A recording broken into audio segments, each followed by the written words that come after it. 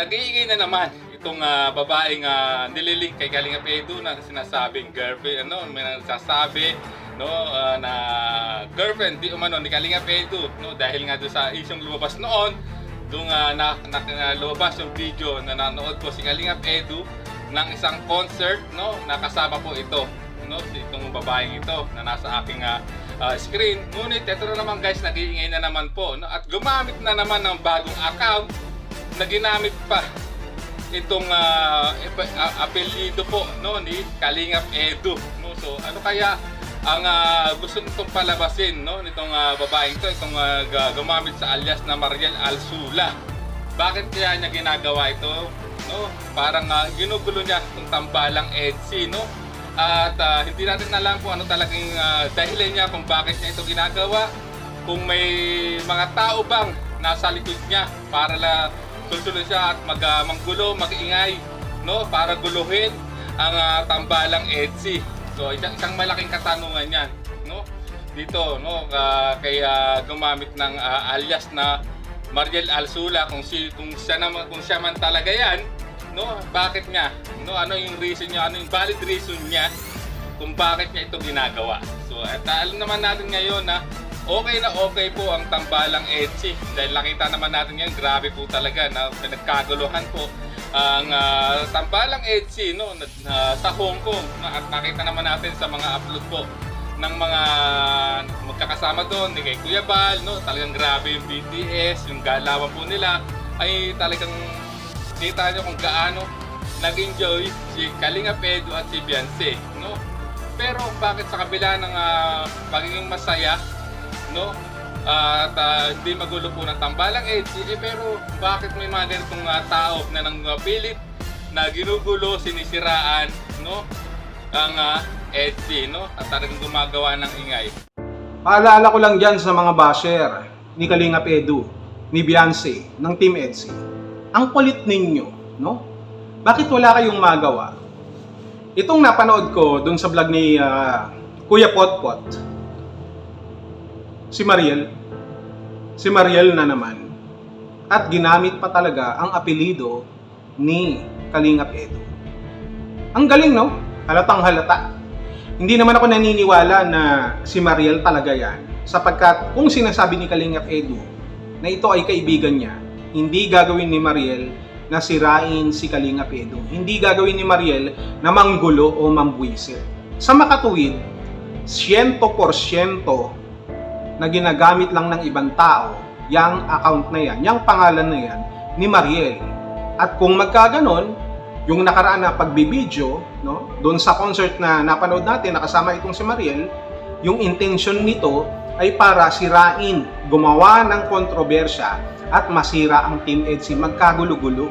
Yun ang gusto nila. At kapag yun ang gusto nila, ibig sabihin, itong mga ito ay kampon ng mga demonyo.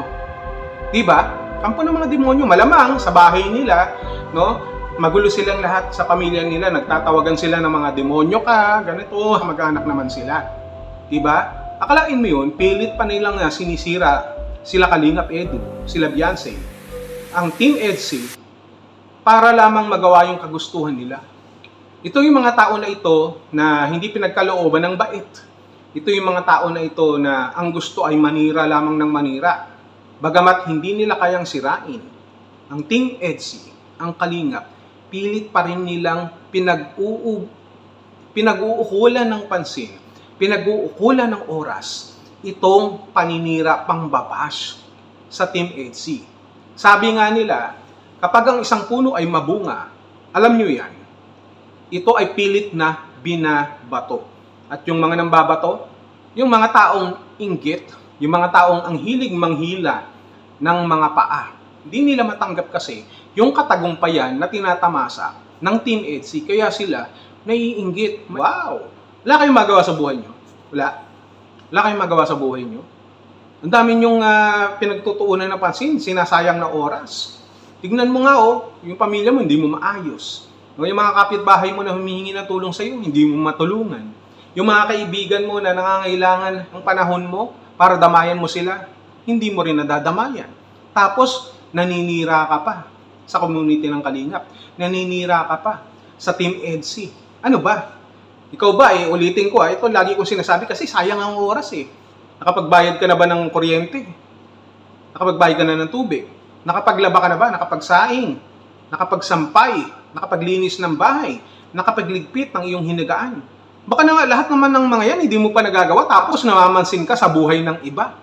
Aba, ang tawag dyan, talento. No? Talentado lahat ng mga may ganyang katangian na kagaya ninyo. Kalain mo yun, pagtutuunan mo pa ng pansin. Ang Team LC, sirain sila Kalingap Edu, sila Beyonce. Samantalang yung sarili mong buhay, hindi mo maitama. Perfect ka na yan. Nakikita mo yung mga mali ng iba, kahit maliit, pinipilit mong palakihin. Pero yung sarili mo, hindi mo makita. Hindi ka makaharap sa salamin. Bakit? Kasi sira na yung salamin nyo, kada haharap ka, nababasag. Yun ay dahil hindi matanggap ng salamin na yung nakaharap sa kanya ay isang taong plastic. Isang taong nakakasulasok ang kalooban. Kaya 2025 na. Magbago na kayo.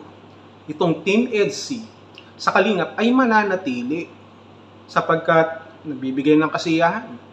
Nagpapasaya sa ating lahat. Nakikita natin na nagiging bahagi tayo ng kanilang katagumpayan. At yung iba naman nakikita nga yung katagumpayan na yan pero hindi nila matanggap kasi gusto nila sila lang ang nakakaangat. Could you imagine? Bahay pa lang ni Beyonce, makikita mo na kung gaano kalaki. Dahil ganun din naman kalaki ang suporta at pagmamahal na kanilang natatanggap.